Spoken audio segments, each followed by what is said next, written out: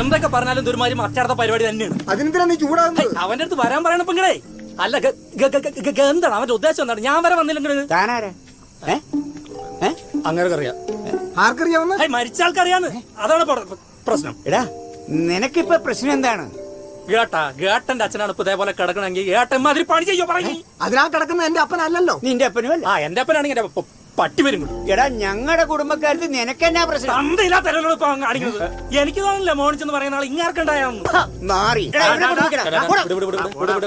തൊട്ടുള്ള കളിയൊന്നും വേണ്ട. ഞാനേ സജിയേട്ടന്റെ ആളാണ് പറയാ. വേണ്ട സജിയേട്ടൻ അറിയില്ലയോ? സജിയേട്ടന് നാറിയ